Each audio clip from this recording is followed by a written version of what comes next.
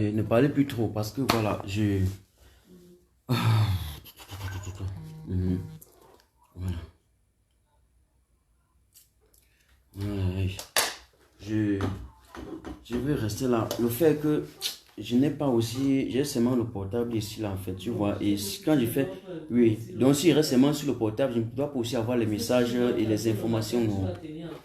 Oui, oui, ça en fait rien. Même s'il faut que je ne dors pas. 48 heures. Euh, ouais, je t'aime les en live. Voilà, voilà. Pour ceux qui se connectent, ceux qui se connectent, il y a une chose que je voulais vous dire. Méribé ça, mets le truc, les écouteurs. Pour ceux qui se connectent, je dis encore ceci. Je dis encore ceci.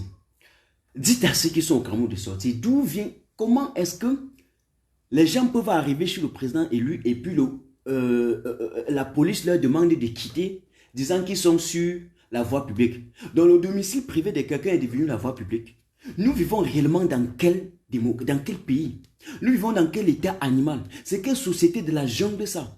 C'est quelle société non conventionnelle dans laquelle Atangandi nous a mis? Hein? Pourquoi on a recruté un tas de cancres comme ça pour diriger notre société, pour diriger notre pays? Pourquoi on a mérité ça?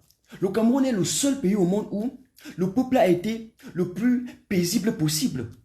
On leur a tout donné. Le peuple camerounais est l'un des peuples en Afrique qui n'aime pas en quelque sorte les émeutes, qui ne fait jamais, comment il veut dire ça, qui se soumet toujours à tout. C'est-à-dire que devant les intimidations, devant les violents, ils sont restés tranquilles. Devant les intimidations, ils ont plié, les mains. Ils ont baissé les mains. Tout ce qui se passe au Cameroun, ils ne réagissent jamais. Mais qu'est-ce qu'ils reçoivent au retour de ces turiféraires du pouvoir, de ces bandits, de ces groupes de gangsters, de ces criminels, attendant du bandit tueur? Je vous dis, je vous dis, le peuple camerounais a droit à converger vers le domicile de Kanto et de sécuriser Kanto. Et donc le domicile privé d'un citoyen n'est pas une voie publique. C'est la première fois que dans une démocrature, parce que même dans les dictatures les plus avancées, je n'ai pas encore suivi ça. Ce n'est qu'au Cameroun. Ce n'est qu'au Cameroun que le peuple arrive devant le domicile de quelqu'un, une police leur demande de libérer les lieux parce que comme quoi, la raison c'est qu'ils sont devant, ils sont sur la voie publique. Non, la maison de Kamto n'est pas une voie publique. Non, monsieur. Sa déventure là, c'est sa maison, c'est son terrain, c'est sa propriété privée. Il a payé ça, il est là. Et le peuple vient pour le soutenir. Allez attendre les gens au carrefour pour les demander de libérer. Allez attendre les gens quelque part sur la chaussée pour les demander de libérer. Ne venez pas devant le domicile d'un leader politique dire aux gens de quitter. Zéro. Zéro.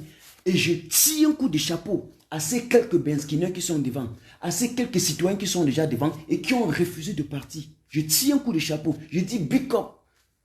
Je dis big up, ils inscrivent leur nom dans l'histoire du Cameroun. Et le Seigneur voit. Oh mon Dieu, le Seigneur les voit. Ceux qui sont à la maison, ils font quoi à la maison? Ils font quoi là? J'ai l'impression que chaque moment qu'on parle, les gens ont l'impression que nous sommes en train de faire un cinéma. Si je voulais être comédien, mais je serais dans une salle de projection cinématographique, je ne sais pas. Ou si vous voulez tourner les films. Moi, je ne suis pas là pour tourner les films. Nous sommes là pour dire la vérité parce que c'est réel ce que nous sommes en train de faire. Vous ne pouvez pas laisser monsieur, il est quelle heure déjà? 4 heures ici, donc 3 heures à Yaoundé. Vous laissez carrément. Vous savez que demain, je ne pouvais même pas penser que le président devait être à la maison seul juste avec sa sécurité. Puisqu'il n'a pas de garde en tant que ça. C'est juste une sécurité. C'est-à-dire que les hommes, une sécurité normale. Une sécurité normale. C'est-à-dire les hommes à main vite, les hommes qui sont là juste aussi pacifiquement pour le défendre au cas où il y a une invasion dans son domicile. Comme ils l'ont fait tout à l'heure, je ne pouvais même pas imaginer qu'il n'y a que cela. Tout à l'heure, là, j'étais en train de regarder autre chose, en train de tracer mes petites stratégies, ça va marcher, comment j'étais en conférence call avec mes amis, mes combattants ici. Mais je ne pouvais même pas croire que le peuple n'est pas là devant le domicile considérablement.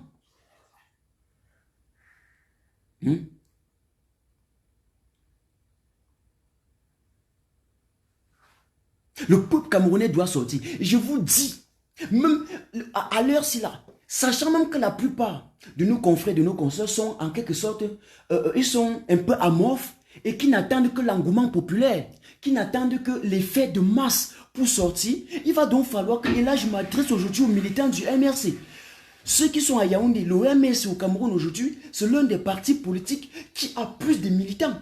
Ça veut dire que si il y a 3 millions de personnes qui s'intéressent aux partis politiques, qui adhèrent aux partis politiques, il y a au moins plus de la moitié qui adhèrent seulement au MRC. Le reste de la population, on sait que la majorité écrasante est encore derrière le président élu. Vous comprenez? Parce qu'il sait qu'il y a le peuple qui est derrière le président, peut-être sans être dans le MRC. Mais seulement ceux du MRC, déjà, si on leur compte, à Yaoundé seulement.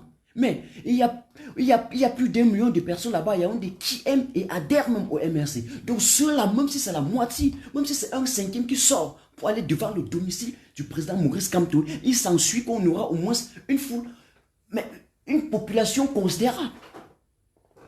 Non, on ne peut pas attendre. On va dire le peuple, oui, le peuple. Mais en attendant tous les autres là, il faut qu'au moins ceux qui adhèrent à l'idéologie déjà du MS sortent d'abord et partent barricader devant le domicile du président Maurice Kamto. Les motos taximens, les benzineurs, vous êtes où? What are you doing? What are you doing?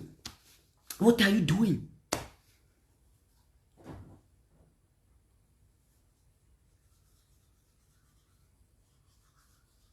If Maurice, President Kamto is now kidnapped, what are you going to do tomorrow?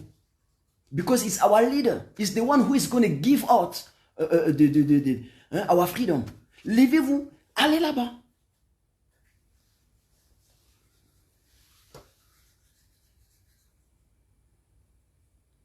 Je dis, je suis au Cameroun maintenant. Je sors là. Ce qui arrive, arrive. Nous sommes à une dernière ligne. Nous sommes à un tournant. Mais ça veut dire qu'on appelle ça un point de non-retour. Les gens ne peuvent pas se coucher comme ça là. Dormir pour attendre 6 heures et attendre quelqu'un qui va sortir de nulle part pour aller marcher. Non. C'est maintenant même que ça allait commencer. Quand on parle de tentative d'intimidation, mais vous, les gens comprennent quoi dedans, ceux qui sont à Yaoundé là. Parce que c'est à eux que je m'adresse, et ceux qui sont connectés là. Prenez les portables, bipez ceux qui sont au Cameroun, qu'ils aillent là-bas. Je vais vous prendre un exemple. Tout à l'heure, qu'est-ce qui s'est passé? La police arrive, il y a 2-3 pick-up. Ils se rendent compte qu'il y avait plus de personnes qui sécurisaient le domicile de Kamto. Ils ont fait appel à d'autres personnes. Les autres pick-up arrivent. Qu'est-ce qui se passe? Il y a les gens, ils n'ont arrêté personne, mais ils sont allés arrêter Alain Fogué, le professeur Alain Fogué. Ils n'ont pas arrêté un civil. Parce que leur objectif, c'est de casser la mobilisation. Donc, intimidation, étant dans l'incapacité de tirer, de toucher, de massacrer un Camerounais demain. Voilà ce qui se passe. Et donc, on arrête la tête, on vous brise complètement. La psychologie est basse autant pour moi. Donc, mesdames et messieurs, chers camarades, ceux qui sont à Yaoundé, mesdames, messieurs, chers camarades, mes frères, sortez, allez chez le président élu. Il ne faut pas qu'à 6 heures, on cherche l'orteil sans trouver.